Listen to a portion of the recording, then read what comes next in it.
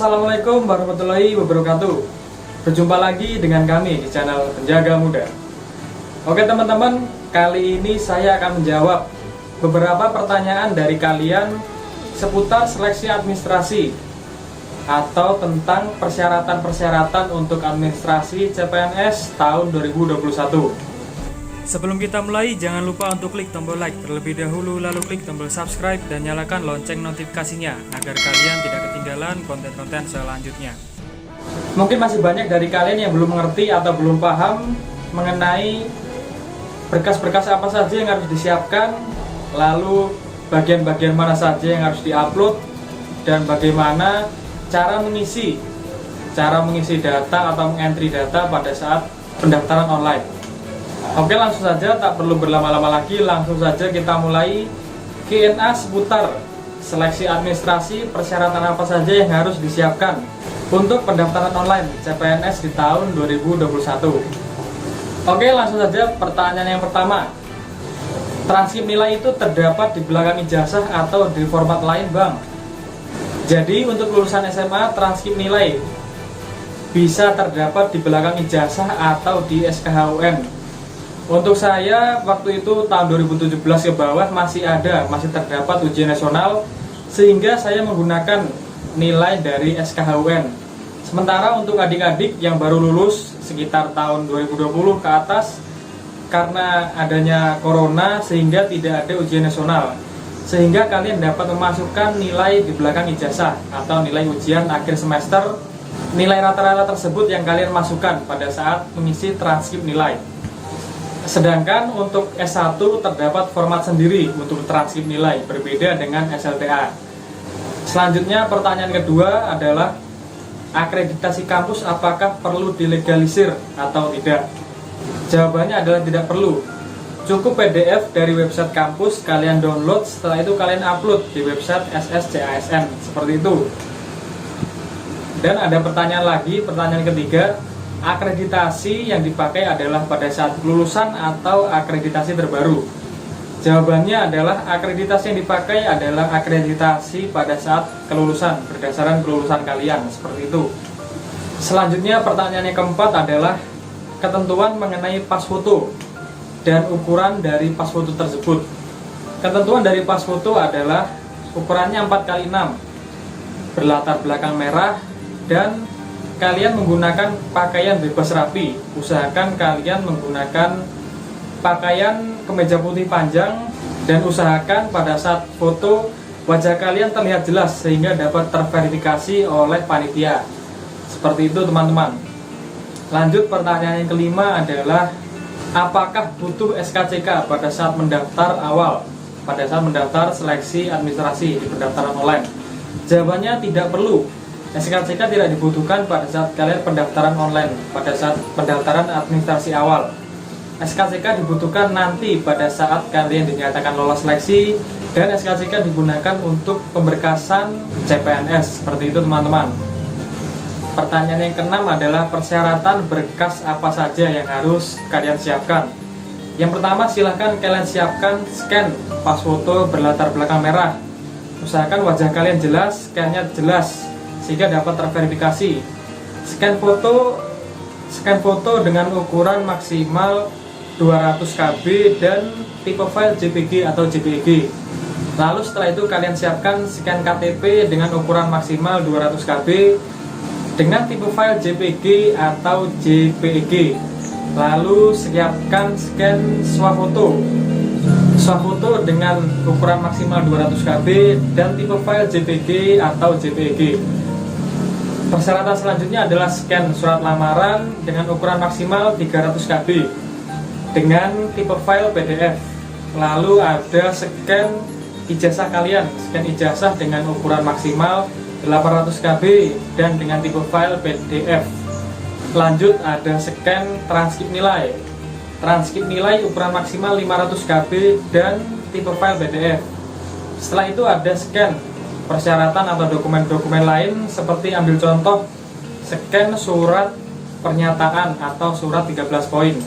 Itu kalian scan dengan ukuran maksimal 500 KB dan dengan tipe file PDF.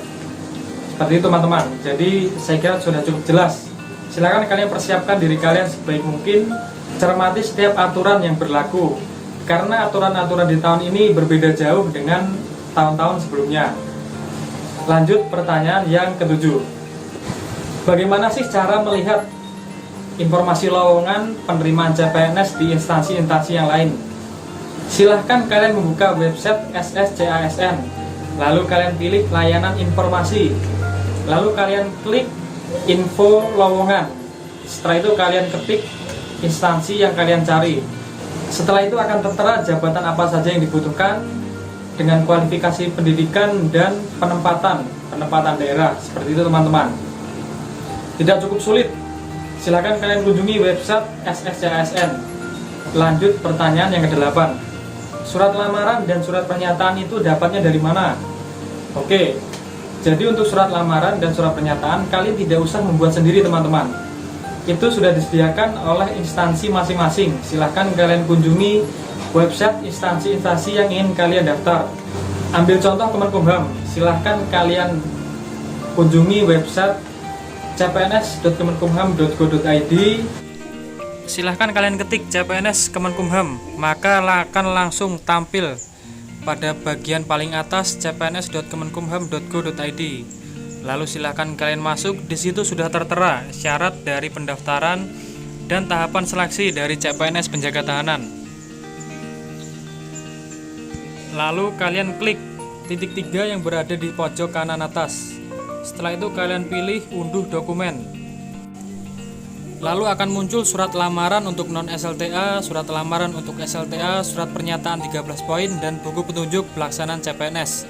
Silahkan kalian pilih surat lamaran untuk SLTA, kalian download. Setelah itu kalian buka teman-teman. Maka tampilannya akan seperti ini.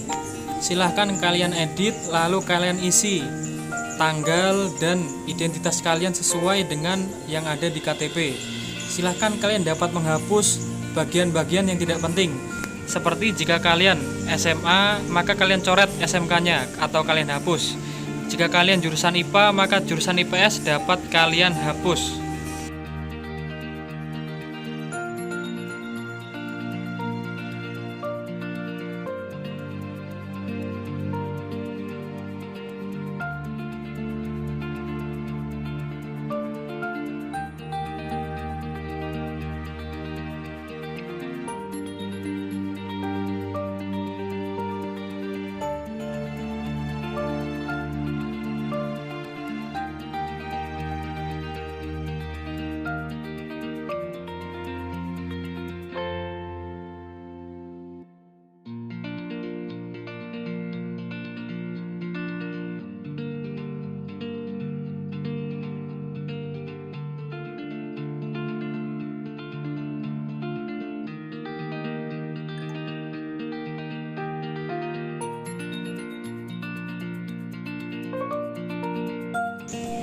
Ambil contoh seperti ini teman-teman. Lalu silahkan kalian lampirkan, kalian isi lampiran bawah dengan persyaratan yang sudah tertera pada seleksi CPNS masing-masing instansi kalian.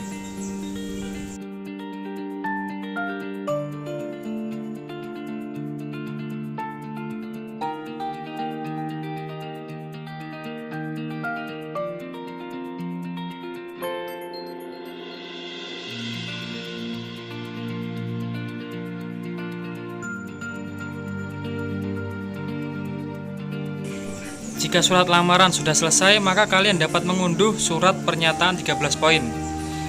Sama seperti tadi, tetapi berbedanya adalah untuk surat pernyataan kalian hanya perlu mengisi data, tidak usah mengisi persyaratan atau melampirkan syarat apa saja yang sudah tertera pada saat pendaftaran online. Kalian hanya perlu mengisi biodata, setelah itu tanda tangan bermaterai. Lalu kalian scan dengan file PDF.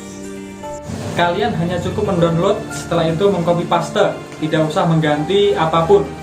Cukup kalian mendownload, setelah itu kalian buka filenya, kalian isi biodata kalian, dan setelah selesai kalian tanda tangan bermaterai, lalu kalian scan. Seperti itu teman-teman. Setelah itu pertanyaan yang ke-9, apakah boleh menggunakan SKL atau surat keterangan lulus?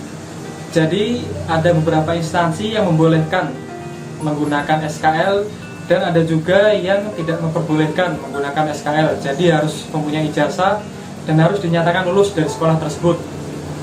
Sedangkan untuk Kemenkumham sendiri, untuk CPNS penjaga tahanan, SKL itu diperbolehkan. Silahkan kalian menggunakan SKL atau surat keterangan lulus sementara. Namun apabila nanti pada saat pemberkasan akhir, kalian wajib menggunakan ijazah asli. Seperti itu teman-teman. Lanjut pertanyaan selanjutnya, berapa sih batas maksimal untuk mendaftar CPNS? Perlu kalian ketahui, untuk mendaftar CPNS untuk ijazah SLTA itu umur maksimal adalah 28 tahun. Sedangkan untuk S1 umur maksimal adalah 35 tahun. Pertanyaan selanjutnya, apakah bisa menggunakan nilai SKD di tahun lalu dengan keterangan P1 TL atau P1 tidak lulus? P1 dapat kita sebut cadangan, seperti cadangan tetapi tidak lulus. Nilainya memenuhi ambang batas tetapi kalah dalam pemeringkatan sehingga dinyatakan tidak lulus. Jawabannya adalah di tahun ini tidak bisa. Berbeda dengan aturan-aturan tahun lalu, kalian bisa menggunakan nilai SKD di tahun lalu asalkan keterangannya P1 TL. Tetapi untuk tahun ini kalian tidak bisa menggunakan nilai SKD di tahun lalu. Jadi kalian wajib mengikuti SKD. Lanjut pertanyaan selanjutnya. Kak, misalkan KTP saya berdomisili di kota A, lalu saya ingin mendaftar formasi di kota B, apakah boleh? Jawabannya adalah boleh, bisa, silahkan kalian mendaftar. Asalkan kalian harus membuat surat keterangan domisili dari kelurahan atau kecamatan. Seperti itu teman-teman. Lanjut pertanyaan selanjutnya. Bingung untuk swafoto, selfie saja atau memegang KTP dan kartu akun? Oke, jawabannya adalah silahkan kalian ikuti aturan dari BKN. Berbeda dengan tahun-tahun yang lalu, swafoto adalah foto di mana kalian memegang KTP dan kartu akun. Sedangkan untuk tahun ini, arahan dari BKN, swafoto adalah selfie kalian, selfie setengah badan. Tetapi bukan foto 4x6 berlatar belakang merah, itu sudah berbeda lagi. Jadi swafoto tahun ini adalah selfie setengah badan, wajah kalian terlihat jelas. Seperti itu teman-teman. Oke, kita lanjut pertanyaan selanjutnya mengenai surat sehat. Di manakah kalian bisa mendapatkan surat sehat tersebut? Jawabannya adalah kebanyakan dari masing-masing instansi mewajibkan kalian membuat surat sehat di rumah sakit pemerintah atau rumah sakit TNI atau Polri. Dan surat sehat tersebut harus menerangkan tinggi badan dan berat badan kalian. Saya kira penjelasan ini sudah cukup jelas, karena di aturan pun sudah tertera. Kalian dapat membaca dan meneliti, cermati lagi. Lalu pertanyaan yang terakhir adalah, apakah berpengaruh jika keterangan pekerjaan di KTP saya adalah pelajar atau mahasiswa atau mungkin pegawai swasta? Jawabannya adalah kemungkinan besar tidak berpengaruh, karena yang sangat berpengaruh adalah jika pekerjaan kalian tertera di KTP adalah seorang PNS atau CPNS atau salah seorang anggota Polri atau TNI, itu sangat berpengaruh dan mungkin dinyatakan tidak lolos. Sedangkan jika pekerjaan kalian adalah seorang pelajar atau mahasiswa, kemungkinan itu tidak berpengaruh pada saat verifikasi, tidak menggagalkan kalian. Seperti itu teman-teman. Oke, saya kira sudah cukup jelas beberapa pertanyaan yang telah kalian tanyakan, lalu sudah saya jawab dan saya jelaskan. Semoga penjelasan saya bermanfaat untuk kalian dan dapat menambah wawasan kalian untuk mempersiapkan seleksi administrasi CPNS di tahun ini. Intinya adalah jangan terburu-buru, jangan tergesa-gesa. Silahkan kalian cermati aturan yang sudah berlaku di tahun ini, karena aturan tahun ini berbeda teman-teman, berbeda dengan aturan-aturan di tahun sebelumnya. Oke teman-teman, saya akhiri dulu perjumpaan kita kali ini. Dukung terus channel kami dengan cara subscribe dan share sebanyak-banyaknya, agar kami dapat terus memberikan informasi, update informasi seputar CPNS, P3K maupun penjaga tahanan. Saya akhiri perjumpaan kita kali ini. Terima kasih untuk kalian yang sudah menonton. Jangan lupa untuk tinggalkan like, subscribe, Apabila ada yang kurang jelas, silahkan kalian bertanya di kolom komentar.